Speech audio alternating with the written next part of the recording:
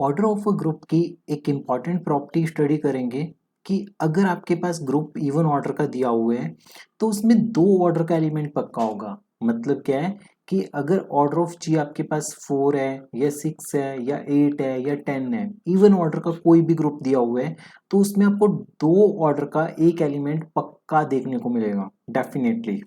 ठीक है, तो शुरू करते हैं। गिवन आपके पास क्या है? गिवन आपके पास है कि G एक ग्रुप है, G इज अ ग्रुप। और ऑर्डर ऑफ G किसके इक्वल है? Order of G equal to 2n। 2n even order का एक आपके पास ग्रुप है। तो हमने इसमें दो सेट्स बना लिए एस ओ टी दो सेट्स बना लिए। एस सेट में वो सारे एलिमेंट्स है जिनका ऑर्डर 2 नहीं है, जिनका ऑर्डर 2 नहीं है। और टी में वो सारे एलिमेंट्स हैं, वो सारे एक्स हैं जिनका ऑर्डर आपके पास 2 के बराबर है। X belong to G such that x square equal to e. तो इसका मतलब टी में वो सारे एलिमेंट्स हैं जिनमें दो ऑर्डर के एलिमेंट्स हैं। और एस में वो सारे, इसमें दो के हो सकते हैं, सॉरी इसमें 3 के हो सकते हैं, 5 के हो सकते हैं, 7 के, 4 के, 6 के, कोई भी हो सकते हैं, पर दो ऑर्डर का एलिमेंट इसमें नहीं है। अब ऑर्डर ऑफ देखो, सबसे पहले एस इंटरसेक्शन टी फाइव होगा, ऑब्वियसली फाइव होगा ये। और जी की वैल्यू किसके इक्वल होगी? एस यूनियन टी के इक्वल होगी। जो ऑर्डर ऑफ जी होगा वो आप निकाल सकते हो order of S plus order of T करके। ऑर्डर ऑफ जी कैसे निकाल सकते हो? Order of S plus order of T. कि जैसे टोटल नंबर ऑफ एलिमेंट्स मान लो 10 है, इसमें 6 एलिमेंट्स है तो इसमें 4 एलिमेंट्स है, तो उस सेंस में। अब इसमें हमने दो केस बनाएंगे, दो केस डेवलप करेंगे। केस नंबर 1 क्या होगा? केस नंबर 1 होगा कि मान लेते हैं कि एस आपके पास एम्प्टी सेट है। एस क्या है? एम्प्टी सेट है कि इसमें कोई एलिमेंट है ही नहीं है। ठीक है, नहीं है। तो अब हमें पता है कि टोटल एलिमेंट्स कितनी है? टोटल एलिमेंट्स इवन है।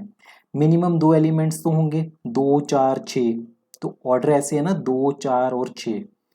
और इसमें कोई भी एलिमेंट नहीं है तो सारे एलिमेंट इसमें जाएंगे। तो सारे एलिमेंट किस में जाएंगे? टी में। तो एस अगर 5 के इक्वल हो गया तो ऑर्डर ऑफ जो आपके पास टी है वो ऑर्डर ऑफ जी के बराबर आ जाएगा, that is equal to 2n। तो मतलब कि आपको एक x मिल जाएगा, देयर एग्जिस्ट। तो इसका मतलब क्या हो जाएगा? There exist x belong to T such that x square equal to e. आपको एक एलिमेंट मिल जाएगा x जो t से बिलोंग करेगा सच दैट उसका ऑर्डर e के बराबर, उसका ऑर्डर 2 होगा। पहले केस में तो आपके पास मिल गया, दो ऑर्डर का एक एलिमेंट मिल गया। अब सेकंड केस में क्या हो गया? हम दोबारा से एस सेट लिख लेते हैं अपना। एस सेट क्या था? वो सारे एलिमेंट्स जो आइडेंटिटी के इक्वल नहीं आ रहे। टी में वो सारे एलिमेंट्स थे जो आइडेंटिटी के इक्वल आ रहे हैं जिनका ऑर्डर 2 है। केस नंबर 2 डिस्कस करते हैं। केस नंबर 2 में मान लेते हैं कि एस 5 नहीं है, एम्प्टी नहीं है। तो देखो इसका मतलब क्या है कि कोई एक्स बिलोंग करेगा एस से। ठीक है, और अगर कोई एक्स एस से बिलोंग कर रहा है तो एक्स स्क्वेयर डेफिनेटली ई के बराबर तो नहीं है। तो उसके इनवर्स का स्क्वेयर भी ई के बराबर नहीं होगा। उसके इनवर्स का स्क्वेयर भी ई के बराबर नहीं होगा। मैं बेसिकली कहने का मतलब क्या है, अगर कोई एलिमेंट 3 ऑर्डर का है तो उसके इनवर्स का एलिमेंट भी 3 ऑर्डर का होगा, वो एस सेट में लाई करेगा। जो एस सेट में होंगे तो वो एलिमेंट्स जितने भी होंगे पेयर्स में होंगे, वो सारे एलिमेंट्स किस में होंगे? पेयर्स में होंगे। तो X inverse also belong to S. ठीक है, क्योंकि क्योंकि आपके पास एक्स एक्स एक्स इनवर्स के इक्वल नहीं हो सकता। अगर ऐसा हो गया तो एक्स स्क्वेयर ई के बराबर हो जाएगा, जबकि हमारे पास अगर एक्स एस से बिलोंग कर रहा है तो ये इक्वल नहीं होगा। ठीक है, इसमें कंफ्यूज नहीं होना आपने, सिर्फ यहां तक लिखने के बाद एक लाइन लिखनी है कि जो सेट एस है, इन सेट एस एलिमेंट्स जितने भी एलिमेंट्स हैं वो सारे एग्जिस्ट कर रहे हैं, वो एग्जिस्ट कर रहे हैं इन पेयर्स, वो सारे पेयर्स में एग्जिस्ट कर रहे हैं।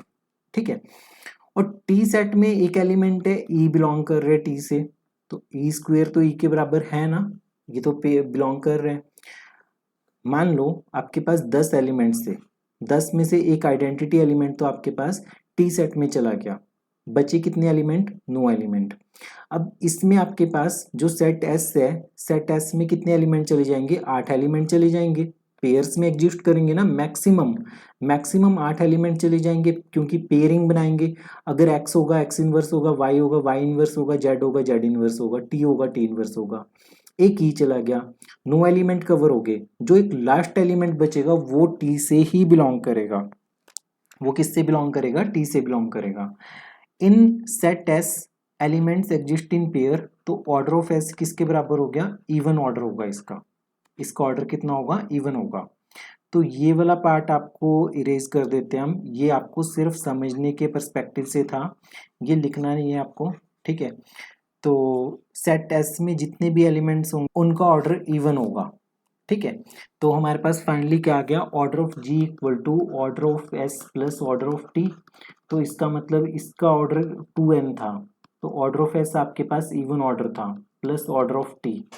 तो यहाँ से क्या पता चल गया कि टी का ऑर्डर भी आपके पास, T has even number of elements, T में भी इवन नंबर ऑफ एलिमेंट्स है, T has even number of elements. तो there exist an element other than e के अलावा भी कोई एलिमेंट एग्जिस्ट कर रहा है, that belong to T and is of order, और जिसका ऑर्डर किसके बराबर है, 2 के बराबर है। बहुत प्यारा, बहुत बेसिक सा रिजल्ट है। अगर आप ग्रुप थ्योरी की ब्यूटी को देखो तो ये ऐसा कहता है कि जी एक इवन ऑर्डर का ग्रुप है, ये इवन ऑर्डर है। इवन ऑर्डर का मतलब 2n है, 2n का मतलब 20 हो सकता है, 6 हो सकता है, 200 हो सकता है, कोई भी इवन ऑर्डर है आपके पास, 2024 भी हो सकता है, ठीक है। शो क्या करना है, शो करने का मतलब है कि इसकी प्रॉपर्टी है कि जी में दो ऑर्डर का एक एलिमेंट पक्का होगा, एक एलिमेंट पक्का होगा ही होगा, ठीक है। तो जी में दो ऑर्डर का एक एलिमेंट पक्का होगा। अब इस रिजल्ट का यूज करके हम प्रूफ करेंगे अपने नेक्स्ट एग्जांपल में कि एबिलियन ग्रुप आपके पास दिया हुआ है, एक क्या दिया हुआ है, एबिलियन ग्रुप, ऑर्डर 6 का, ऑर्डर 6 का एक एबिलियन ग्रुप दिया हुआ है, और उसमें ऑर्डर 3 का एक एलिमेंट भी है, ऑर्डर 3 का एक एलिमेंट भी है उसमें। तो हम शो करेंगे कि वो जी जो होगा वो साइक्लिक ग्रुप होगा, जी साइक्लिक ग्रुप होगा। तो एबिलियन ग्रुप है 6 ऑर्डर का और 3 ऑर्डर का एक एलिमेंट दिया हुआ है, हम शो करेंगे कि जी साइक्लिक होगा। किसका यूज करके, ये जो गिवन, ये बहुत प्यारा सा रिजल्ट है इसका यूज करके।